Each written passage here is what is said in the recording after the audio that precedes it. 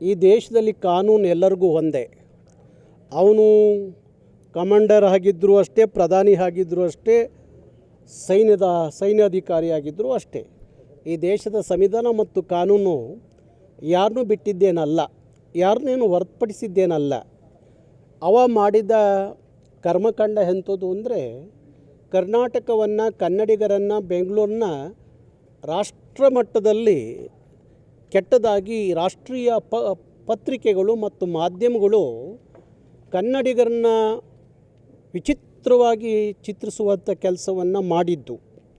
ಯಾಕಿವತ್ತು ನಮ್ಮ ಶ್ರೀನಿವಾಸ್ ಹೇಳ್ತಾ ಇದ್ದರು, ಯಾಕೆ ಸಿ ಕ್ಯಾಮ್ರಾಗಳ ಅಗತ್ಯ ಇದೆ ಅನ್ನೋದಾದರೆ, ನಿನ್ನೆ ಆ ಕಮಾಂಡರ್ ತನ್ನ ಸೋಷಿಯಲ್ ಮೀಡಿಯಾದಲ್ಲಿ ಕನ್ನಡಿಗರು ನನ್ನ ಮೇಲೆ ದೌರ್ಜನ್ಯ ಮಾಡಿದ್ರು, ದಬ್ಬಾಳಿಕೆ ಮಾಡಿದ್ರು, ಕನ್ನಡಿಗರು ಗೂಂಡಾಗಳು ಹಾಗೆ ಹೀಗೆ ಅಂತ ಹೇಳಿ ಸೋಷಿಯಲ್ ಮೀಡಿಯಾದಲ್ಲಿ ಒಂದು ವಿಡಿಯೋವನ್ನು ಬಿಟ್ಟಾಗ ರಾಷ್ಟ್ರೀಯ ಮಾಧ್ಯಮ ಇಡೀ ಕರ್ನಾಟಕವನ್ನು, ಕನ್ನಡಿಗರನ್ನು ಅವಹೇಳನಕಾರಿಯಾಗಿ ಚಿತ್ರಿಸಿದುಂಟು ರಾಷ್ಟ್ರದಲ್ಲಿ.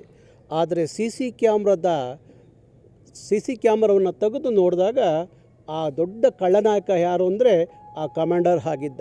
ಒಬ್ಬ ಕನ್ನಡದ ಯುವಕನ್ನು ಬೀದಿಯಲ್ಲಿ ಹಾಕ್ಕೊಂಡು ಕಾಲಲ್ಲಿ ತುಳಿದು ಹೊಡೆಯುವ ಒಂದು ಅವನು ನೋಡಿದಾಗ ನನಗನ್ನಿಸ್ತು, ಯಾವುದೋ ಈ ಬೀದಿ ರೌಡಿಗಳ ಕಾಳಗ ಅನಿಸುತ್ತಲ್ಲ, ಹಂಗನ್ನಿಸ್ತು ಅವ್ನು ನೋಡಿದಾಗ. ಅವನೊಬ್ಬ ಸೈನಿಕ ಅಂತೇಳಿ, ಅವನೊಬ್ಬ ಕಮಾಂಡರ್ ಅಂತೇಳಿ ಅನ್ನಿಸ್ತಾ ಇಲ್ಲ. ಅವನು ಯಾವನೇ ಇರಲಿ, ಈ ದೇಶದ ಕಾನೂನಿನ ಒಳಗೆ ಎಲ್ಲರಿಗೂ ಒಂದೇ. ವಿಚಾರಣೆಗೆ ಕರೆದಿದ್ದಾರೆ ಅಂತ ಕೇಳ್ಪಟ್ಟೆ. ನಾನು ನಮ್ಮ ಕಾರ್ಯಕರ್ತರಿಗೆ ಅಲ್ಲಿ ಹೋಗ್ಲಿಕ್ಕೆ ಕೇಳಿದ್ದೀವಿ.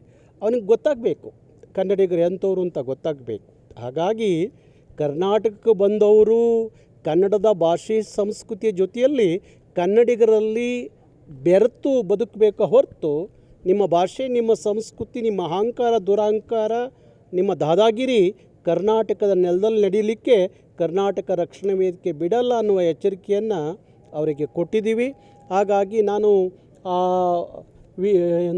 ವಿಕಾಸ್, ಆ ಹುಡುಗ ಏನು ವಧೆ ತಿನ್ನಲ್ಲ ಕನ್ನಡಿಗ, ಆ ವಿಕಾಸನ್ನು ಯಾವುದೇ ಏನೇ ಆದರೂ ಅದರ ಕಾನೂನಿನ ಹೋರಾಟದಿಂದ ಹಿಡಿದು ಯಾವುದೇ ಆದರೂ ಅದರ ಖರ್ಚು ವೆಚ್ಚ ಎಲ್ಲ ನಾವೇ ನೋಡ್ಕೋತೀವಿ ಅಂತ ನಾನು ಹೇಳಿದ್ದು.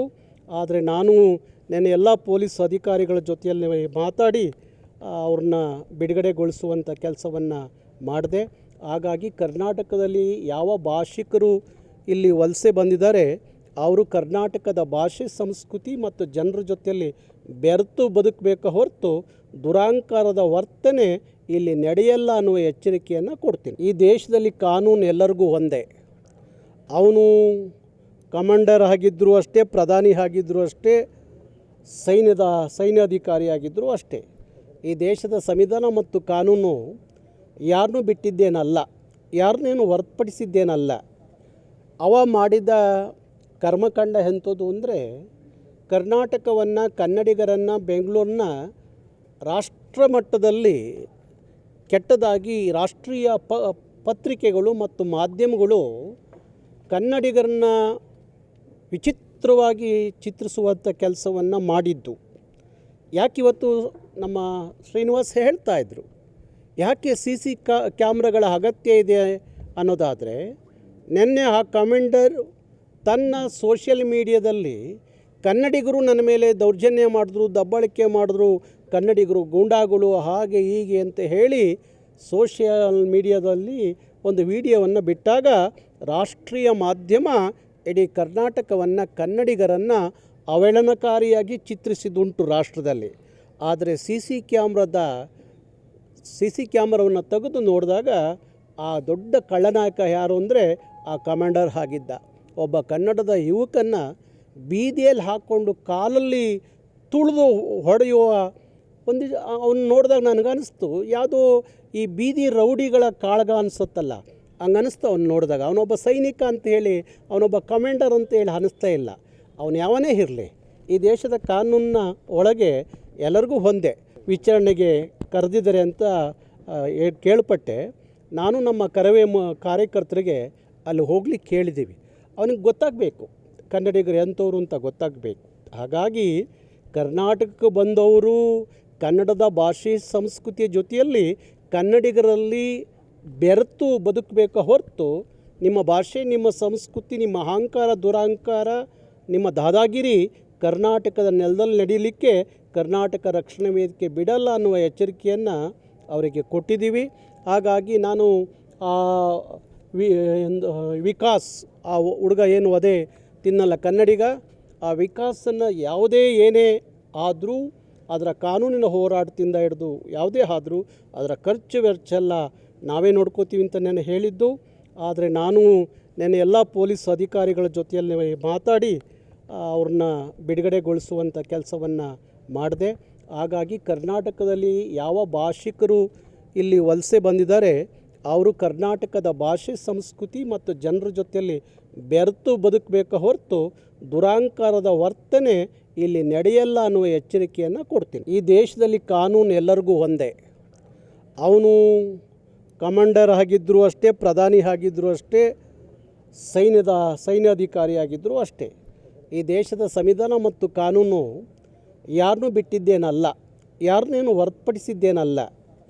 ಅವ ಮಾಡಿದ ಕರ್ಮಕಾಂಡ ಎಂಥದ್ದು ಅಂದರೆ ಕರ್ನಾಟಕವನ್ನು, ಕನ್ನಡಿಗರನ್ನು, ಬೆಂಗಳೂರನ್ನ ರಾಷ್ಟ್ರ ಮಟ್ಟದಲ್ಲಿ ಕೆಟ್ಟದಾಗಿ ರಾಷ್ಟ್ರೀಯ ಪತ್ರಿಕೆಗಳು ಮತ್ತು ಮಾಧ್ಯಮಗಳು ಕನ್ನಡಿಗರನ್ನ ವಿಚಿತ್ರವಾಗಿ ಚಿತ್ರಿಸುವಂಥ ಕೆಲಸವನ್ನು ಮಾಡಿದ್ದು.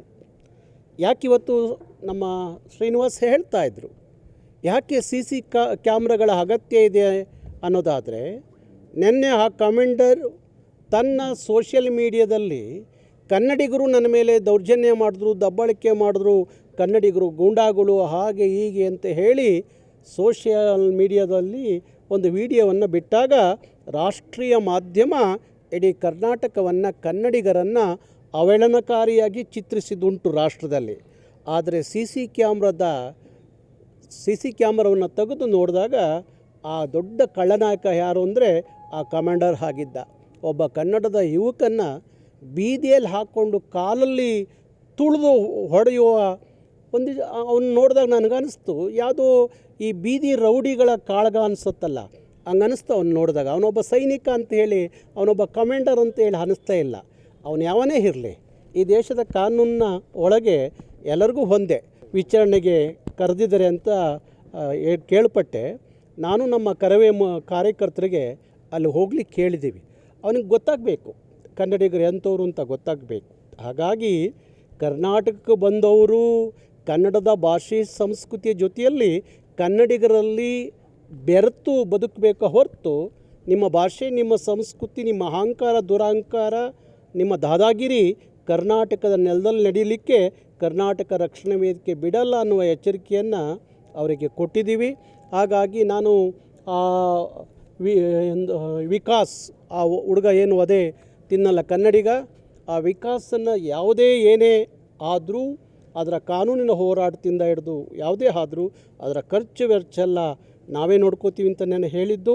ಆದರೆ ನಾನು ನೆನ್ನೆ ಎಲ್ಲ ಪೊಲೀಸ್ ಅಧಿಕಾರಿಗಳ ಜೊತೆಯಲ್ಲಿ ಮಾತಾಡಿ ಅವ್ರನ್ನ ಬಿಡುಗಡೆಗೊಳಿಸುವಂಥ ಕೆಲಸವನ್ನು ಮಾಡಿದೆ. ಹಾಗಾಗಿ ಕರ್ನಾಟಕದಲ್ಲಿ ಯಾವ ಭಾಷಿಕರು ಇಲ್ಲಿ ವಲಸೆ ಬಂದಿದ್ದಾರೆ ಅವರು ಕರ್ನಾಟಕದ ಭಾಷೆ, ಸಂಸ್ಕೃತಿ ಮತ್ತು ಜನರ ಜೊತೆಯಲ್ಲಿ ಬೆರೆತು ಬದುಕಬೇಕು ಹೊರತು ದುರಾಂಕಾರದ ವರ್ತನೆ ಇಲ್ಲಿ ನಡೆಯಲ್ಲ ಅನ್ನುವ ಎಚ್ಚರಿಕೆಯನ್ನು ಕೊಡ್ತೀನಿ.